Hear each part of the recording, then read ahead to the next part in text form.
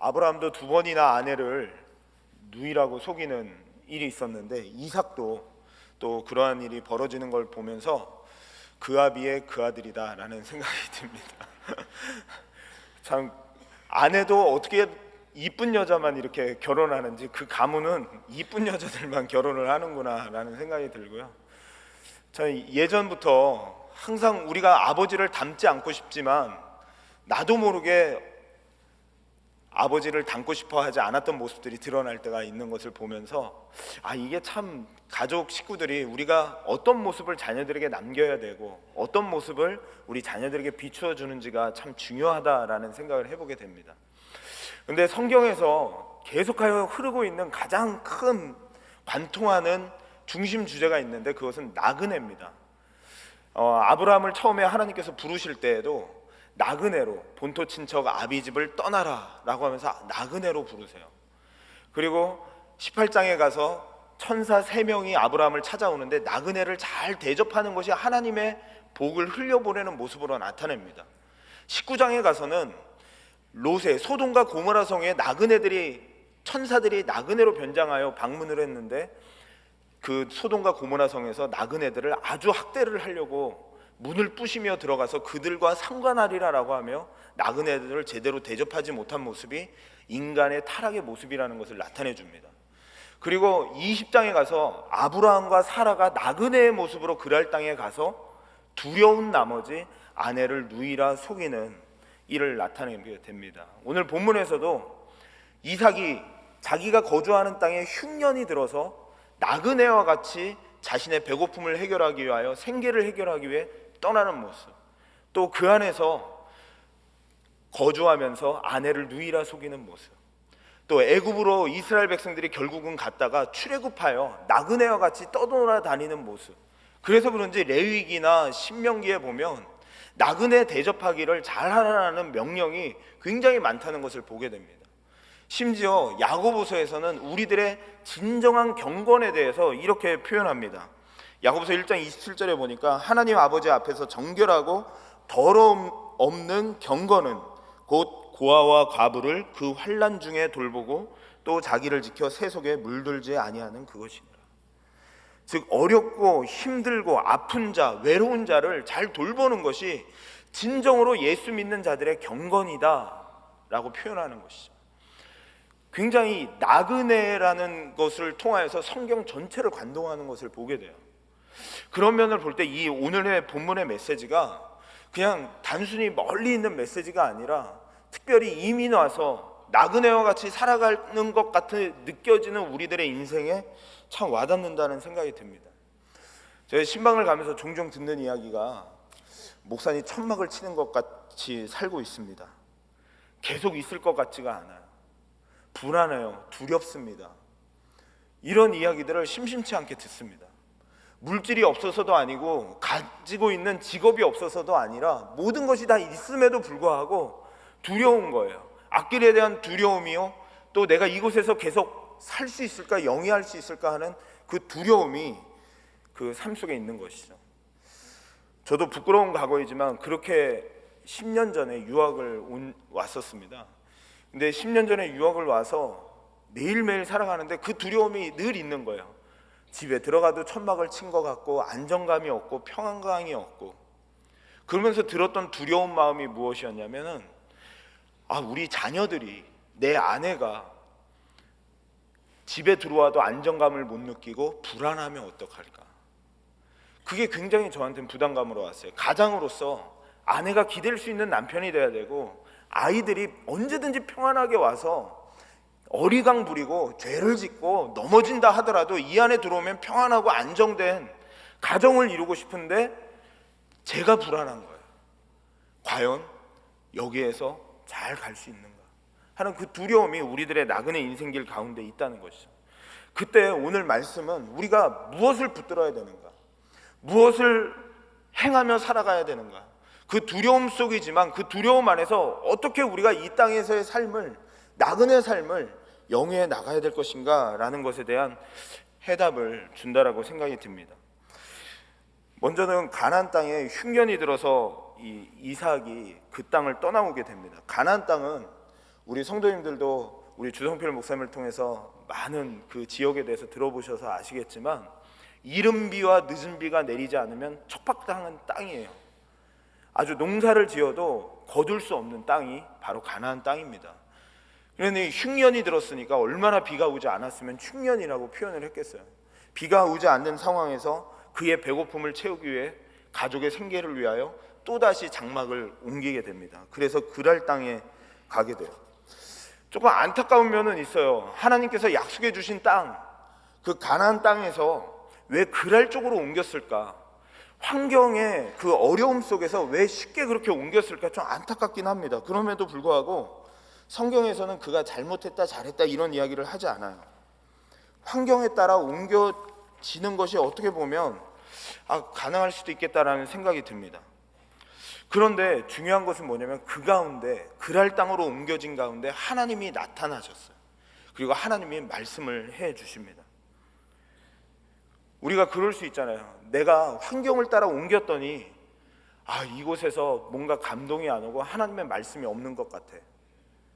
그리고 내가 하나님의 말씀을 순종하지 않았기 때문에 이제는 하나님의 말씀은 나에게서 끊어졌을 거야 라고 생각할 수 있는데, 환경에 따라 옮겨진 이삭에게 여전히 그곳에서도 그랄 땅에서도 하나님이 나타나 말씀하시는 모습을 보면서 하나님은 그랄 땅에 있으나 애굽에 있으나 어느 곳에 있든지 하나님은 나타나셔서 말씀하시는 하나님이시구나.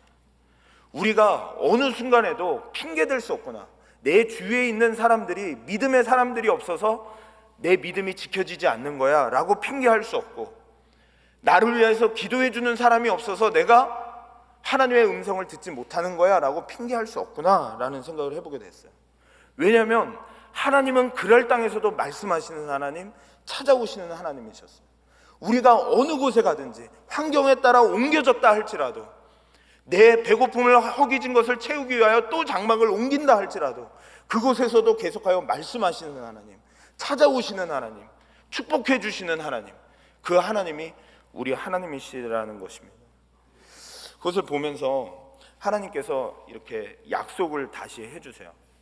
그런데 아브라함에게 주셨던 약속을 다시 이삭에게 해주시는데 조금 다른 면이 있습니다. 뭐냐면 3절이 조금 다른데요. 한번 3절 같이 읽어보도록 하겠습니다. 시작.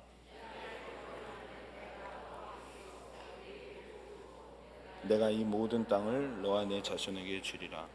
내가 내 아버지 아브라함에게 맹세한 것을 이루어. 거기에 보시면은요, 아버지 아브라함에게 맹세한 것을 이루어 주겠다라는 약속을 하세요. 그러니까 아브라함에게는 그저 약속을 주신 거죠. 내 본토 친척 아비집을 떠나라. 그리하면 내 민족에 복을 주고 땅에 복을 주고 내 자손이 복의 통로가 될 것이다라고 하는 약속을 해주시는데, 이삭에게는 그 아버지에게 맹세한 것을 이루기 위하여 약속해 준 것을 강조합니다. 즉 하나님의 의지를 나타내 주는 거예요. 그냥 이삭이 잘해서 축복해 주겠다, 이삭이 하나님의 말씀대로 뜻대로 환경을 옮겨서 축복해 주겠다, 이게 아니라 하나님께서 아브라함에게 익히 약속해 주셨던 그 맹세로 인하여 내가 맹세컨대 내가 너를 축복해 주겠다라고 약속하는 것이죠.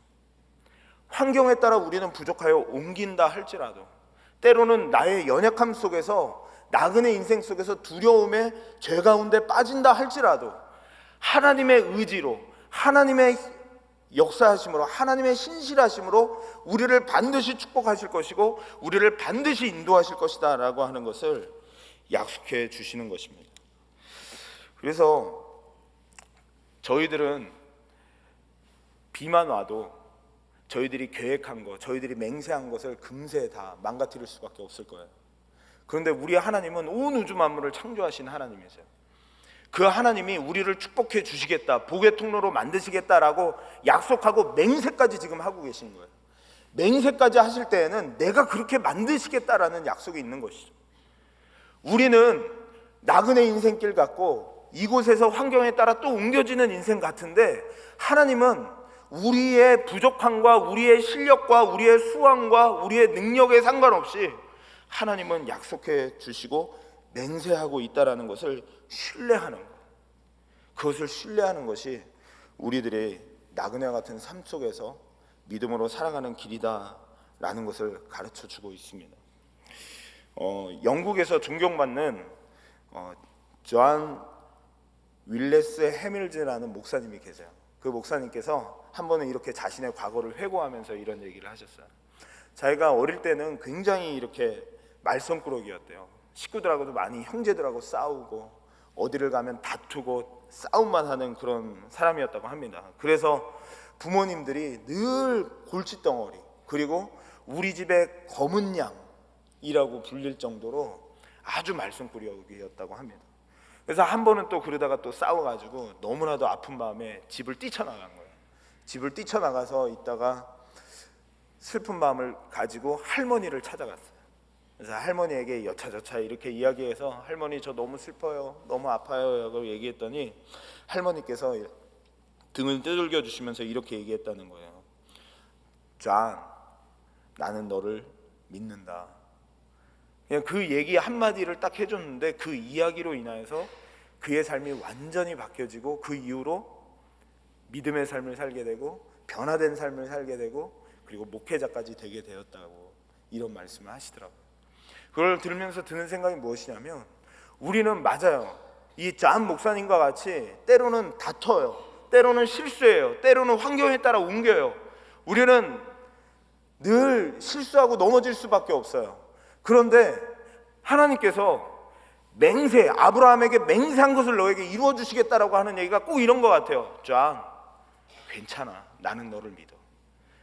그거는 존이 잘할 것을 믿는다는 게 아니고 나는 네 편이야. 내가 너를 축복할 것이고 내가 너를 인도할 거야 라는 그것이 담겨져 있는 것이잖아요. 그 한마디 속에서 그 존이 힘을 내고 용기가 내서 자기를 격려하고 존 괜찮아 이 말 한마디에 자신의 삶이 바뀌어졌다는 것을 이야기를 들을 때 우리 하나님이 우리에게 축복해 주시기로 맹세한다는 것, 우리의 실수 속에서도 환경에 따라 옮겨지는 우리의 연약함 속에서도 찾아오셔서 인도해 주신다는 것을 신뢰한다는 것이 우리에게 큰 이 땅을 살아가는 힘이다라는 생각을 해보게 됩니다. 그러면서 보게 되는 것은 정말로 이삭은 복받을 사람이 아니라는 것을 보게 돼요. 왜냐하면 6절에 보면 이삭이 하나님의 말씀에 순종하여 그랄 땅에 머뭅니다. 애굽으로 내려가지 말라는 하나님의 말씀의 명령에 순종하는 것 같아요. 근데 7절부터 11절까지 보면 하나님의 명령에 다 불순종하는 것 같아요. 그래서 2절에 보면 이렇게 얘기하죠. 여호와께서 이삭에게 애굽으로 내려가지 말라. 그 말에 내려가지 않습니다. 이걸 보면서 제가 느끼는 것은 역시 믿음의 사람이구나. 아브라함이 번제로 바칠 때 순종하는 마음으로 움직이지도 않고 꼼짝하지 않고 이렇게 번제단에 어린아이처럼 힘이 아브라함보다 더 셌을 텐데 근데도 순종하고 있더니 역시 하나님의 말씀에도 순종을 잘하는구나 라고 생각을 했습니다. 그런데 그 다음 7절부터 나오는 불순종이 나오는데 이게 웬일이에요? 아니 어떻게 이런 이중인격이 있는지 어쩔 때는 하나님의 말씀에 순종하는 것 같다가 어쩔 때는 완전히 정반대의 모습으로 가게 돼요. 하나님께서 자손에 대한 축복을 해주시고 땅에 대한 축복을 해주셨어요. 그러면 아내를 누이라 속이면 안 되는 거예요. 그러면 이 아내가 다른 남자에게 취함을 당하고 그럴 때 자식을 낳으면 또 재산권이라든지 땅권이라든지 이 모든 하나님의 약속이 어그러지게 되는 거예요. 그럼에도 불구하고 자신의 생명의 두려움, 인생의 나그네 길 가운데 내가 어떻게 될지, 내가 죽을지 살지 모르는 그 두려움 속에서 아내를 누이라고 속이는 그 모습을 보게 됩니다. 이게 우리 사람들의 연약함이라는 생각이 듭니다.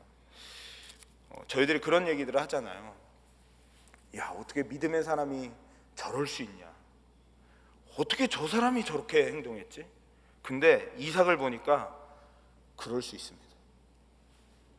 정말로 하나님의 말씀에 순종하여 그랄 땅에 머물 때도 있었더니 하나님의 말씀에 불순종하여 하나님의 언약을 다 어그러뜨리는 그 일을 또 할 수 있는 게 똑같은 이삭이더라.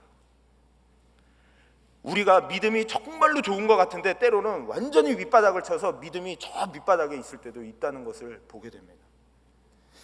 그래서 저는 우리 이런 교훈을 좀 얻게 돼요. 우리가 믿음의 성도들이 교회 안에서 저희들이 신앙생활 할 때 옆에 있는 성도들을 볼 때는 이렇게 얘기를 해주는 거예요. 그럴 수도 있지. 왜냐하면 이삭을 보세요. 이삭이 그렇게 순종하던 이삭이 순식간에 밑바닥으로 떨어져서 하나님의 언약을 어기잖아요. 저희 교회도 다니셨던 우리 안희숙 여사님, 그분이 죽으면 죽으리이다 라고 하면서 우리 교회에서도 열심히 사역했고 정말로 하나님의 복음을 위하여서 자신의 몸을 생명을 내놓으면서까지 달려갔던 그 안희숙 여사가 마지막에 그가 쓴 책이 그럴 수도 있잖아요 라는 책입니다. 한번 잘 들어보세요. 이렇게 얘기했어요.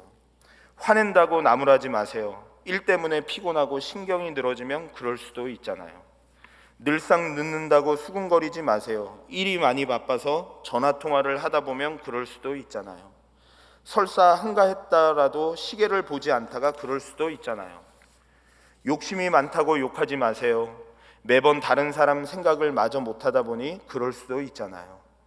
무식하여 아무것도 모른다고 멸시하지 마세요. 배울 수 있는 길이 제한되어 못 배웠으니 그럴 수도 있잖아요.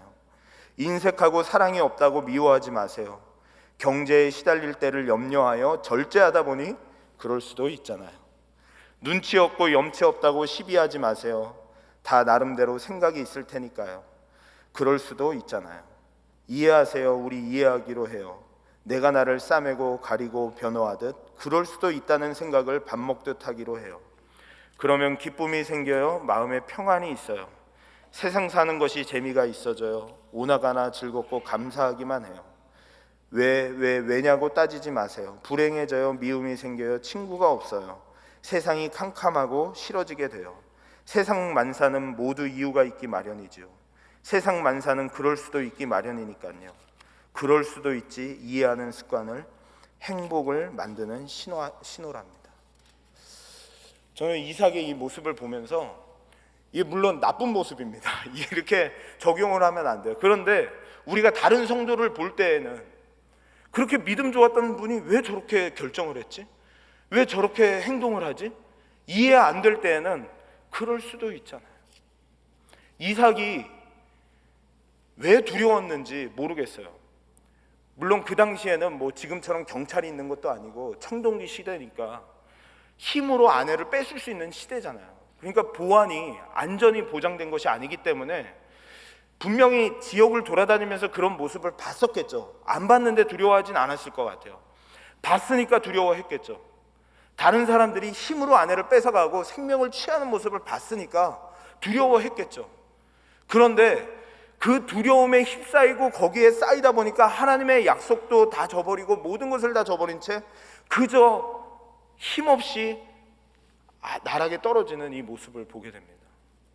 이 모습을 보면서 그럴 수도 있잖아요. 우리가 살다 보면 나그네로 이 땅을 살아가는 우리의 인생 가운데 때로는 믿음이 하늘을 치고 올라갈 것처럼 날아갈 때도 있지만 바닥을 칠 때도 있잖아요. 그럴 수도 있잖아요. 저는 우리 베델교회가 우리 사랑하는 성도님들과 저희들이 그럴 수도 있구나. 때로는 같이 사역하다가 저분이 저런 분이 아니었는데 왜 저런 모습을 보이지? 할 때도 그럴 수도 있잖아요. 라는 것을 참 교훈을 삼게 됩니다. 왜냐하면 이삭의 모습을 보면서요. 그런데 이건 잘못된 행동입니다. 본인한테는 그렇게 적용하시면 안 돼요. 참으로 이거는 참 이삭의 잘못된 행동을 하고 있는 거예요. 믿음의 약속의 자녀로서 그렇게 행동하면 안 되죠. 하나님의 말씀을 믿었으면 하나님이 그 땅에서도 보호할 거를 믿어야 되죠. 믿고 하나님을 신뢰하고 나아가야 됨에도 불구하고 이 이삭은 참 복받을 자가 아니었다는 거예요. 그런 행동을 하니까 어떤 일이 벌어집니까? 세상을 축복해야 될 믿음의 자녀들이 어떤 일에 처해지게 됩니까? 10절에 보니까 이렇게 얘기해요. 아비멜렉이 이르되 내가 어찌 우리에게 이렇게 행하였느냐? 백성 중 하나가 내 아내와 동침할 뻔하였도다. 내가 죄를 우리에게 입혔느니라. 여기 보시면 마지막에 죄를 우리에게 입혔느니라.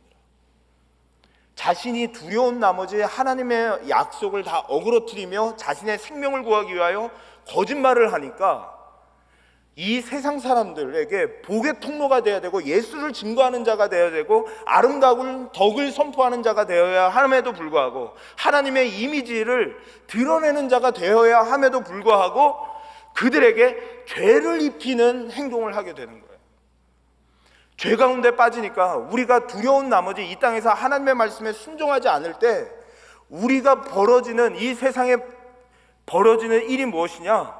세상을 죄짓게 만들어요. 그리고 그 죄가 관영하게 만들어요. 그 죄를 허용하게 만들어요. 그게 세상이 잘못됐기 때문이 아니라 우리 때문이라는 거예요. 우리가 복의 통로로 그 죄를 끊어버리고 그 죄 가운데서도 하나님의 이미지를 선포하며 구원받은 자로서 아름다운 덕을 선포하며 살아가야 되는데 우리가 두려운 나머지 아내를 누이라 속이며 살아가는 그 삶 속에서 죄를 입히는, 죄를 짓게 하는, 이 세상에 죄가 관영하게 하는 그 역할을 하는 게 바로 우리들이 되게 된다는 것이죠. 참 그런 것을 볼 때 우리가 하나님을 신뢰하고 하나님을 순종하는 것, 그것이 참으로 이 하나님의 아름다운 덕을 선포하는데 참 중요한 길이 된다라는 생각이 듭니다. 그러면서 아비멜렉이 계속하여 그 이삭을 꾸짖습니다. 아비멜렉이 이렇게 얘기해요. 11절에 보니까 아비멜렉이 그를 꾸짖으면서 오히려 더 이렇게 복을 줍니다. 아비멜렉이 이에 모든 백성에게 명하여 이르되 이 사람이나 그의 아내를 범하는 자는 죽이리라 하였더라.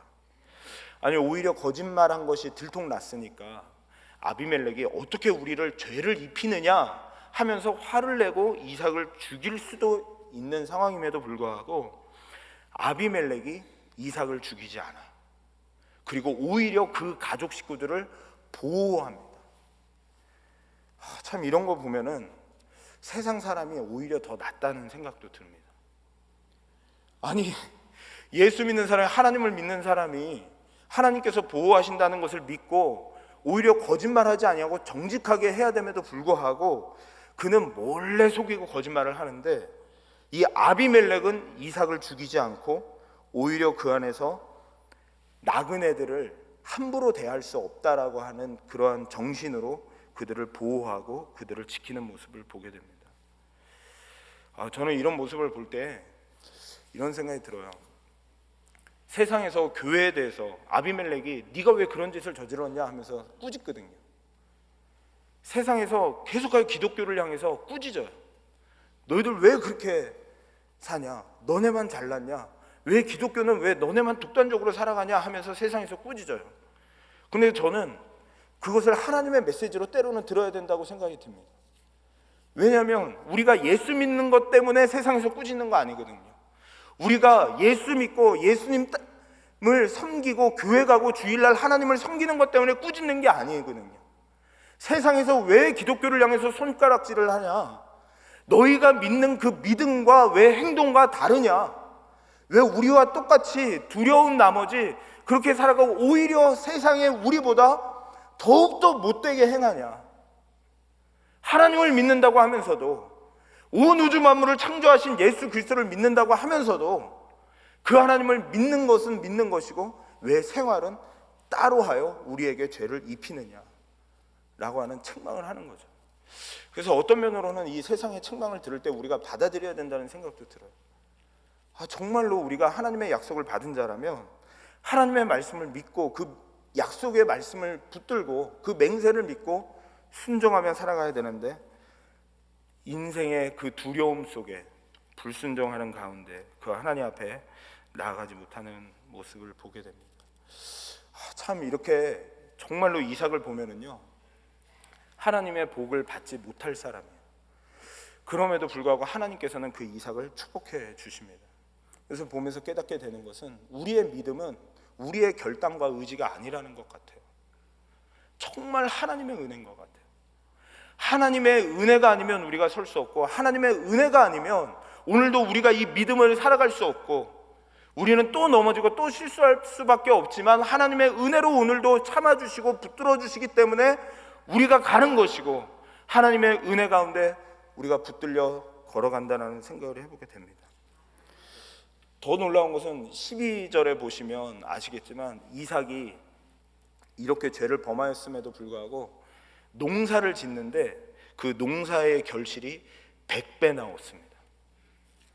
한번 생각해 보세요. 하나님의 약속을 어기고 두려운 나머지 나그네 인생길 가운데 아내를 누이라 속이면서 얘기를 했음에도 불구하고 100배나 되는 결실을 맺어요. 이게 인과응보가 아니구나. 하나님의 복을 누리고 우리가 하나님의 자녀가 되고 하나님의 복의 통로가 되고 이 세상을 축복하는 자로 살아가는 우리들의 이 모습은 우리가 잘나서 우리가 뛰어나서가 아니라 하나님의 신실한 약속과 하나님의 맹세 속에 되어지는 거기 때문에 우리가 그것을 믿고 오늘도 하나님의 은혜로 우리는 살아가는 자들이구나 라는 것을 인정하면서 우리가 그 하나님을 붙들고 살아가는 것이, 순종하며 살아가는 것이 바로 우리들의 모습이어야 되겠다라는 생각이 듭니다. 오늘의 사실은 이 본문에서 가장 중요한 핵심이 있습니다. 그것은 무엇이냐면 하나님께서는 이 이삭에게 축복을 주실 때 아브라함이 순종했기 때문에 축복을 주십니다. 5절에 보면 이렇게 표현하고 있어요. 같이 한번 읽어보겠습니다. 시작. 이는 아브라함이 내 말을 순종하고 내 명령과 내 계명과 내 율례와 내 법도를 지켰음이라 하시니라. 아브라함이 순종했기 때문에 이삭에게 축복을 해주는 거예요. 이게 그냥 하나님께서 그에게 맹세해 주시고 축복해 주시는 것이 아니라 아브라함이 순종했기 때문입니다. 참 이게 놀랍습니다. 많은 분들이 이런 얘기를 하면 이것 보세요, 조건적인 축복이네요. 하나님이 이렇게 하면 축복해 주시고 이렇게 하지 않으면 축복해 주시지 않네요. 이렇게 이야기를 합니다. 그런데 이것은 그런 말씀이 아니에요. 이미 하나님께서 아브라함에게 내게 맹세한 것을 너에게 이루어 주시겠다라고 하면서 이것은 내 의지로 이루어지는 것이다라는 것을 이미 밝혀 놓으셨어요, 하나님께서. 그러면서 아브라함의 순종으로 너를 축복하겠다라고 이야기하는 것은 이제 앞으로 오고 오는 세대에 하나님의 복, 하나님의 약속의 복, 하나님의 복덩이가 되는 그 복의 통로는 순종을 통하여 우리의 구원의 역사를 이루시겠다라고 하는 하나님의 그 맹세와 고집과 의지가 이 안에 담겨져 있는 것이죠. 우리는 온전히 순종할 수 있는 자가 없죠. 우리 가운데 누가 온전히 하나님의 말씀에 순종할 수 있겠어요? 그런데 아브라함도 마찬가지였죠. 그런데 온전히 순종할 수 있는 자들이 없었지만 우리들은 두려움 속에 하나님 앞에 늘 실수할 수밖에 없지만 우리들에게 온전하게 순종하신 분이 있으시죠. 그래서 갈라디아서에 보면 아브라함의 자손은 오직 예수 그리스도이시다 라고 얘기하는 것이 바로 그런 맥락 속에서 우리들에게 나오는 것이죠. 우리는 두려움 속에서 하나님의 뜻을 어그러뜨리고 하나님의 뜻을 망가뜨릴 수 있는 부족한 죄인임에도 불구하고 우리에게 축복이 흘러오고 우리의 축복이 계속하여 복덩어리로 우리를 세워주시는 그 근거가 무엇이냐? 아브라함의 순종이었다. 그 순종을 통하여 그 복이 우리에게 흘러오게 되었다라는 것을 얘기하는 거예요. 아브라함의 자손인 예수 그리스도의 순종을 통하여 우리에게 그 복이 약속되었고 흘러왔다는 것을 이야기하는 것이죠. 하나님의 서막이라고 하는 그 메리데스 클라인이라고 웨스트민스터 언약신학 교수님이 계십니다. 그 교수님께서 이런 말씀을 하셨어요. 아브라함과 그 이삭의 그 순종의 그런 내용 속에서 아브라함 언약에서 인간의 순종은 비록 반드시 필요한 것이나 반드시 우리의 순종이 필요한 것이죠. 그런데 축복을 위한 공로의 근거로 기능하지 않기 때문이다. 축복을 위한 공로의 기능은 아니라는 거예요. 약속된 축복의 근거는 아버지와의 영원 언약을 성취하신 그리스도의 순종이었다. 그리고 인간이 구원 축복을 자기 것으로 만드는 것은 믿음을 통해서였다. 즉 우리가 받는 것은 공짜로 값없이 믿음으로 받는 것이고 예수 그리스도의 십자가의 온전한 순종으로 그것으로 우리가 복을 받고 그것으로 우리가 축복의 통로가 되고 때로는 이삭과 같이 두려움 속에서 아내를 누이라 속이는 죄를 범하고 그것으로 하나님의 언약을 완전히 망가뜨리는 것처럼 살아간다 할지라도 하나님은 우리를 보호하시고 우리를 인도해 가시고 우리를 지키시는 이유가 뭐냐?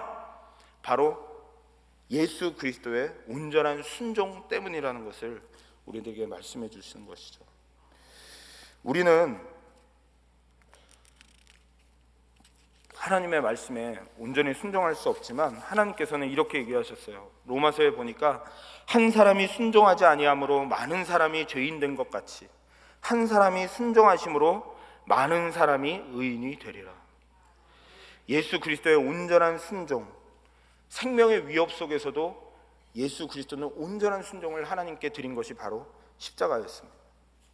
겟세마네 동산에서 예수님도 왜 두렵지 않았겠어요? 그 십자가 앞에 서서 기도하실 때 하나님, 할 수만 있거든 내 잔을 옮겨 주옵소서. 두려운 거죠. 겁이 나는 거죠.